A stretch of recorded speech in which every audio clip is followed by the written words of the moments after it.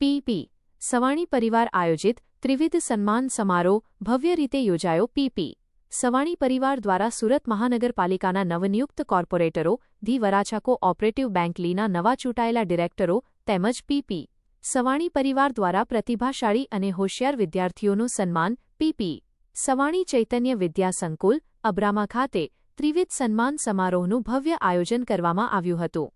સમારોહના અધ્યક્ષ શ્રી પ્રફુલભાઈ પાનસુરિયા, આરોગ્ય મંત્રી શ્રી, ગુજરાત રાજ્ય, શ્રીમતી અંજુબેન વેકરિયા, પ્રદેશ અધ્યક્ષ, મહિલા મોરચો, ગુજરાત, શ્રીમતી માયાબેન માવાણી, મેયર શ્રી, સુરત, શ્રી પ્રવીણભાઈ ઘોઘારી, ધારાસભ્ય શ્રી કરંજ, પૂર્વ મેયર શ્રી દક્ષેશભાઈ માવાણી, શ્રી કરશનભાઈ ગોંડલિયા, મહામંત્રી ભાજપ, સુરત, બિપિનભાઈ તળાવિયા, અધ્યક્ષ શ્રી યુવા મોરચો, ભાજપ, સુરત, તેમજ અન્ય મહાનુભાવોની ઉપસ્થિતિ રહી દીપ પ્રાગટ્ય સાથે કાર્યક્રમનો શુભારંભ થયો હતો.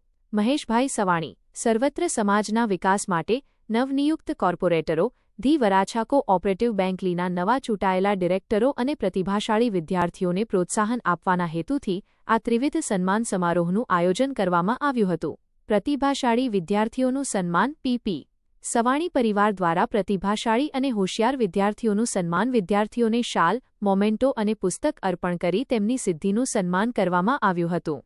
આ પ્રસંગે વિદ્યાર્થીઓને વધુ પ્રગતિ માટે પ્રોત્સાહિત કરવામાં આવ્યા હતા.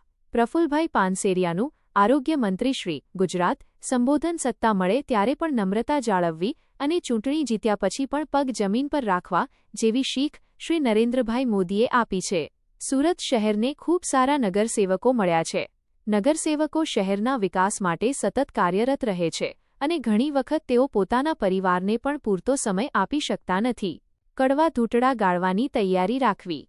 પહેલાના સમયમાં બેંકમાં ખાતું ખોલાવવું અઘરું હતું. ઘણી બધી પ્રોસેસ પછી પણ મુશ્કેલીઓ વેઠીને બેંક ખાતા ખોલાવવા પડતા હતા, જ્યારે વરાછા બેંકમાં આ કામ સરળતાથી થાય છે. તેજસ્વી તારલાઓને એવા આશીર્વાદ આપીએ કે તેઓ શ્રેષ્ઠ બનીને ફરી આ મુકામ ઉપર ફરી કોઈ પદવી હાંસલ કરીને ફરીથી સન્માનિત થાય.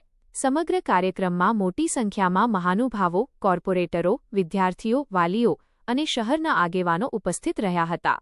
કાર્યક્રમ સફળતાપૂર્વક સંપન્ન થયો હતો. કાર્યક્રમના અંતે વલ્લભભાઈ ચોથાણી એ આભારવિધિ કરી હતી. SH24 ન્યૂઝ ગુજરાતી સાથે જય બગિયા, સુરત.